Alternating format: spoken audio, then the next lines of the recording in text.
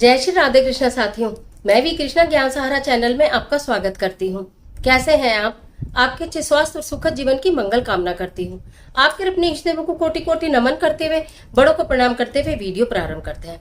साथियों, आज बात करेंगे आर्थिक तंगी और नेगेटिविटी को कैसे दूर किया जाए।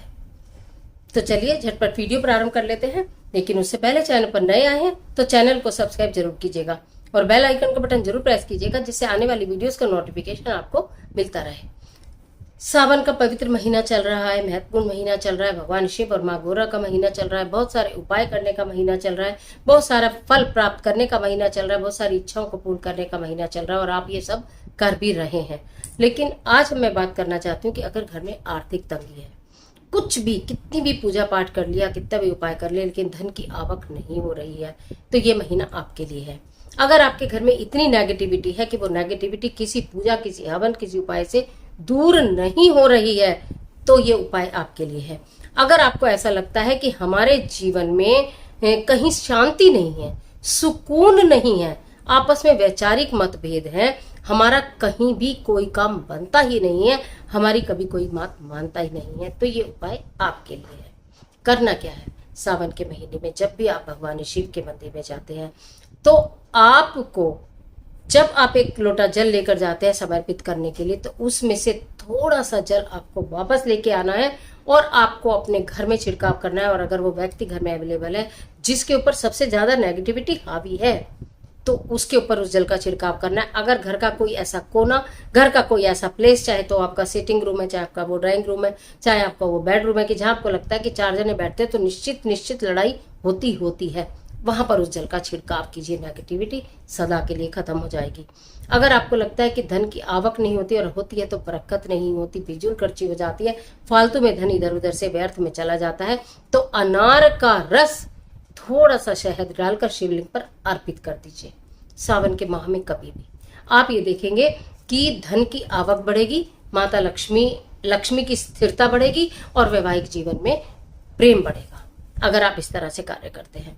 इसके अलावा ये कावड़ यात्रा का भी महीना है।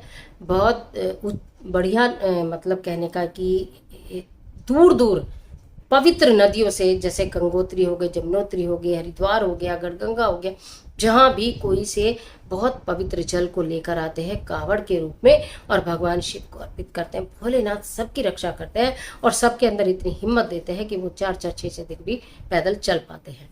ये सब शक्ति है, बिना शक्ति के ऐसा कुछ नहीं हो सकता। अगर आप किसी ऐसे क्षेत्र में रहते हैं जहां से कावड़ निकलती हो, तो कावड़ के दर्शन साक्षात जरूर कर लीजिएगा और अगर संभव हो तो कावड़ को छूकर प्रणाम कर लीजिएगा। अगर किसी कावड़िए की कोई आप सेवा कर सके जल से, अगर जल पिला सके या उनको कोई मेडिसिन दे सके या उनको अन्न दे सके, अगर इस तरह से कुछ संभव है तो भले ही कर लो। अगर संभव इस तरह से कुछ नहीं है तो कावड़ को देखकर प्रणाम जरूर करो। उनकी लय में लय मिलाओ, भोले बम बम बम भोले बम करते जाओ, आप भी करो उनके साथ में। और अगर संभव हो तो कावड़ को छूकर स्पर्श कर आपने प्रणाम कर लिया भगवान शिव को, तो आपको भी फल मिलेगा उस कावड़ के आने का, उस जल के लाने का, अगर आपने स्पर्श कर लिया कावड़ को।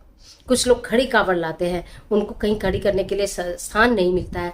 आप देख रहे हैं कि कोई खड़ी कावड़, अपनी कावड़ को रोकने के लिए, मतलब कभी बार कुछ अपनी शारीरिक क्रियाएं भी होती हैं जो करनी होती हैं, तो वो कावड़ नहीं टिका पाते हैं और आप वहां सौभाग्य से मौजूद हैं, तो तुरंत से तुरंत कावड़ को थाम लीजिए और उनको फ्री कर दीजिए। तो मैं मतलब कहने का ये है कि जरूरी नहीं है कि आप पैसे से ही कर पाए, आप कुछ प्रतिदिन कुछ उपाय कर पाए, लेकिन आप अपने भाव से भी कर सकते हैं, अपने मन से भी कर सकते हैं। तो इस तरह की चीजों को आप जरा करके देखिए। आर्थिक तंगी हो, नेगेटिविटी हो, घर में किसी के डिप्रेशन हो, लड़ाई हो, झगड़े हो, इन सारी चीजों से एकदम दूर होने प्रारंभ हो जाते हैं। करके देखिएगा। तो आज के लिए इतना ही, इजाजत दीजिए। मिलती हूँ एक और जबरदस्त वीडियो के साथ। तब तक हंसते रहिए, मुस्कुराते रहिए, अपना और अपने अपनों का ख्याल कीजिए। वीडियो अच्छी लगे तो लाइक कीजिए, जितना चाहे उतना शेयर कीजिए। कमेंट बॉक्स में ओम नमः शिवाय लिखना बिल्कुल मत भूलिए। ईश्वर आपकी मदद करे।